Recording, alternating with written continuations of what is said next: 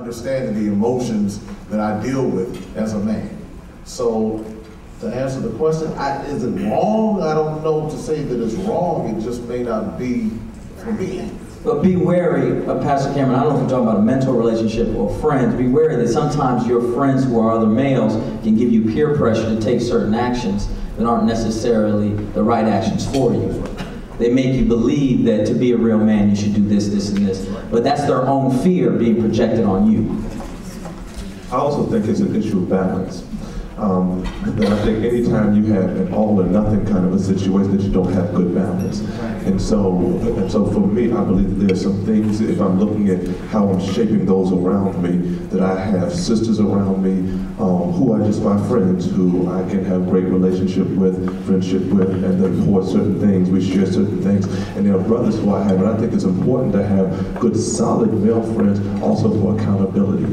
And I think that one of the things that we don't talk about much is accountability, or having the kind of people around you that can check you on you, and can be like, yo. I mean, there are a couple of good friends I have, Reverend Matthew Wiley at Reed Temple. As young preachers, we're coming up, and we have a saying, tell the truth. It's lie to me, but tell the truth to yourself. Because what we do is, there are situations in which I may be playing myself out of pocket, but I don't want to act like I'm playing myself out of pocket.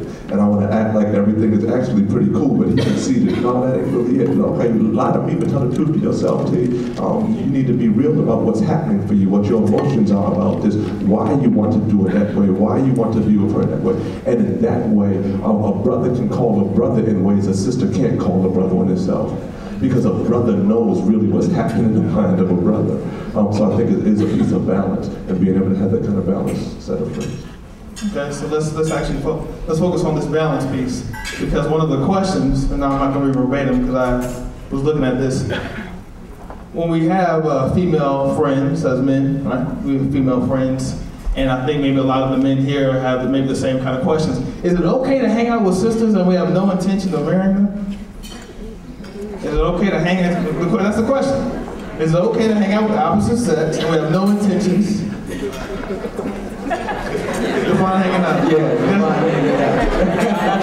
Well, actually, let me say, it actually says intentions of making a commitment. So I guess hanging out, I don't know who posed the question, but I guess hanging out would be a lot of time together, dinners, movies, Dr. Lawrence. I think what this question is trying to bring out is the brother or sister among us that is sort of just out there. It's almost like talking about the person that leads you on, or the person that allows you to sort of spend your time, talent, treasure, those brothers, and energy.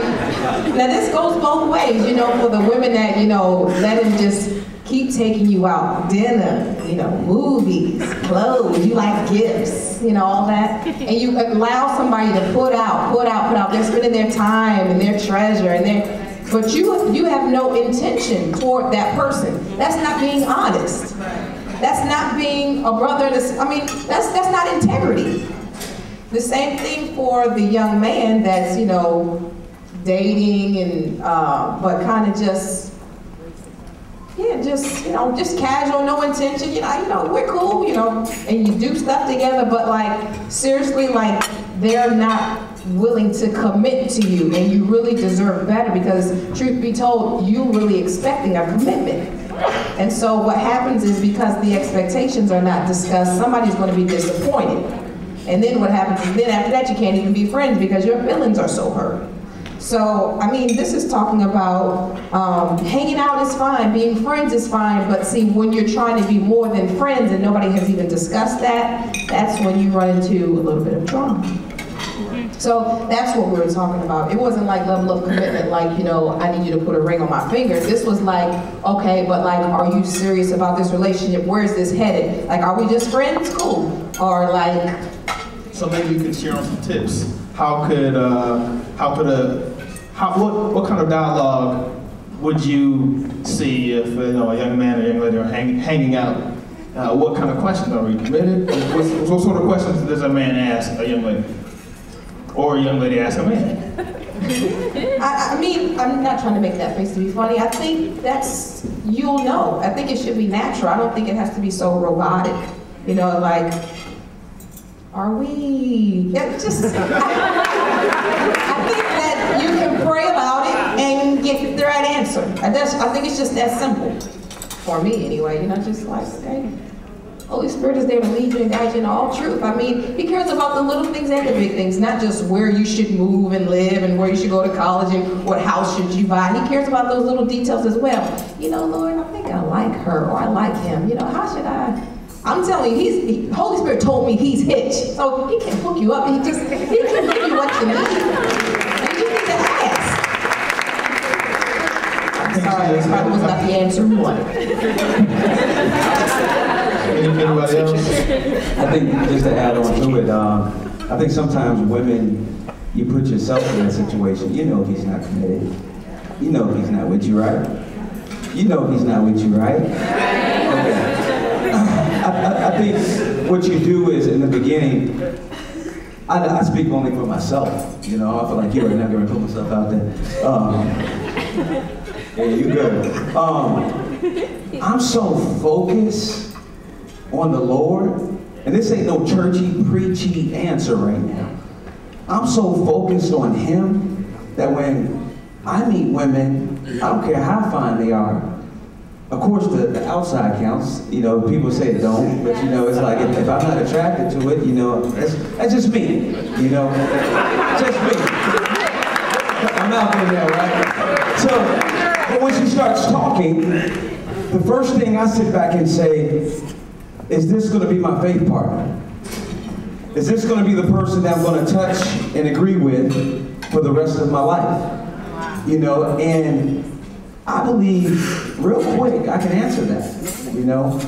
For the ladies who I just hang with, I believe what the male friends in my life, when we was talking about the reason why men should hang with men and all that, I think what happens is it shows our female friends this is the kind of man that you deserve, you know, even though we're not going to hook up, you know, but this is what a standard look like, you know, and not saying that I'm the ultimate standard for your life, but at the end of the day, you know, there's somebody better than me for you, you know, and that's the reason why we're not linking and getting together. So what I'm going to do is I'm going to pray for you, love on you, be there for you in the meantime, between time, until actually He comes. So to answer that, I just think sometimes, ladies, you all will know, and you just kind of just, for whatever reason, just keep letting out, you know, and so that's my answer, you know.